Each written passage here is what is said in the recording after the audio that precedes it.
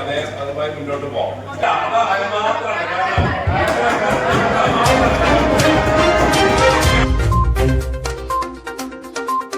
രൗദ്രം ശാന്തം സൗമ്യം.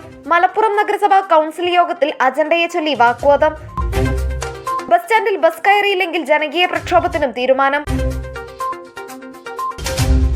ഇന്ന് ശനിയാഴ്ച രാവിലെ നടന്ന മലപ്പുറം നഗരസഭാ കൗൺസിൽ യോഗം തുടക്കത്തിൽ തന്നെ അജണ്ടയെ ചൊല്ലി തർക്കമായി. 24 മണിക്കൂർ മുമ്പെങ്കിലും അജണ്ടകൾ അറിയിച്ചിരിക്കണമെന്ന് നിബന്ധന പാലിച്ചില്ല എന്ന് പറഞ്ഞായിരുന്നു പ്രതിപക്ഷത്തിന്റെ ബഹളം. എന്നാൽ അടുത്ത തിങ്കളാഴ്ച പദ്ധതി സബ്മിറ്റ് ചെയ്യേണ്ടത് ഉള്ളതുകൊണ്ടും കഴിഞ്ഞ ദിവസം വാർഷിക ബജറ്റും ഇഫ്താറുമായി ബന്ധപ്പെട്ട് മുഴുവൻ സമയവും തിരക്കിലായതിനാലും നാളെ ഞായറാഴ്ച അവധി ദിനമായതിനാലും മറ്റൊരു ദിവസത്തേക്ക് മാറ്റിവെക്കുന്നത് പ്രായോഗികമല്ല എന്നതായിരുന്നു ഭരണപക്ഷവാദം. ഇതേ ചൊല്ലി തുടക്കത്തിൽ അല്പസമയം വഴക്കുകളും ബഹളങ്ങളുമായി കൗൺസിൽ പ്രക്ഷുബ്ധമായിരുന്നു. കൗൺസിൽ മറ്റൊരു ദിവസത്തേക്ക് മാറ്റിവെക്കണമെന്നായിരുന്നു പ്രതിപക്ഷത്തിന്റെ ആവശ്യം.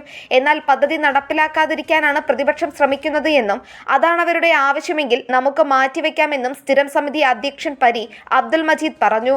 ഇതോടെ കുടിവെള്ള പദ്ധതിയുമായി ബന്ധപ്പെട്ട ഒരു വിഷയം മാത്രം പിന്നത്തേക്ക് മാറ്റിവെക്കണമെന്നായി പ്രതിപക്ഷം. എന്നാൽ അത് പ്രായോഗികമല്ലെന്ന് ഭരണപക്ഷം വാദിച്ചു.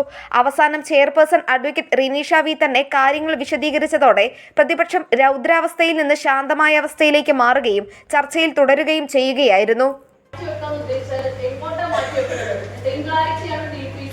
തിങ്കളാഴ്ച അടിയന്തരമായിട്ട് പോകേണ്ട സംഗതി ഇന്നലെ ബജറ്റ് ഫോർമാലിറ്റി പ്രകാരം ബജറ്റ് കഴിഞ്ഞ ശേഷം മാത്രമേ പദ്ധതി അംഗീകരിക്കാൻ കഴിയുള്ളൂ.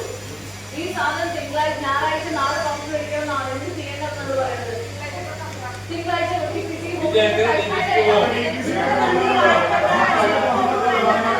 സ്ത്രീ സുരക്ഷാ പെൻഷനുമായി ബന്ധപ്പെട്ട വിഷയം ചർച്ച ചെയ്തപ്പോഴായിരുന്നു കൗൺസിലിൽ വീണ്ടും ബഹളം തുടങ്ങിയത്.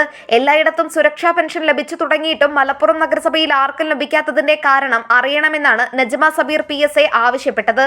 എന്നാൽ നഗരസഭകളിൽ പലയിടത്തും അപേക്ഷിച്ച മുഴുവൻ പേർക്കും ലഭിച്ചിട്ടില്ലെന്ന് പരി അബ്ദുൽ മജീദ് പറഞ്ഞു.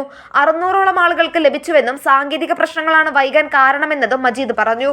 നഗരസഭയ്ക്ക് സ്ത്രീ സുരക്ഷാ പെൻഷൻ വിഷയത്തിൽ ഒരു പോസ്റ്റ്മാന്റെ ജോലി മാത്രമേ ഉള്ളൂവെന്നും ഈ വിഷയവുമായി ബന്ധപ്പെട്ട് 4 കൗൺസിലിൽ കൂടിയപ്പോഴും അഭിപ്രായങ്ങൾ പറയാതെ സോഷ്യൽ മീഡിയയിൽ പോസ്റ്റർ ഉണ്ടാക്കാൻ നടക്കുന്നത് ശരിയായ രീതിയല്ല എന്നും ഹാരിസാമിയൻ പറഞ്ഞു. പാമ്പാട് ഫ്ളാറ്റിൽ 13 ഫ്ളാറ്റുകൾ ഒഴിഞ്ഞു കിടക്കുന്നുണ്ടെന്നും ഇതിന്റെ മെയിന്റനൻസ് നടത്തി പ്രയോറിറ്റി ലിസ്റ്റ് പ്രകാരം ഉപഭോക്താക്കൾക്ക് വേഗം നൽകണമെന്നും സ്ഥിരം സമിതി അധ്യക്ഷ മറിയുമ്മ ഷെരീഫ് പറഞ്ഞു. മുനിസിപ്പൽ ഓഫീസിന് സമീപമുള്ള റെസ്റ്റ് ഹൌസ് പുതിയ പരിപാടികൾക്ക് വാടകയ്ക്ക് നൽകാൻ തീരുമാനിച്ചു.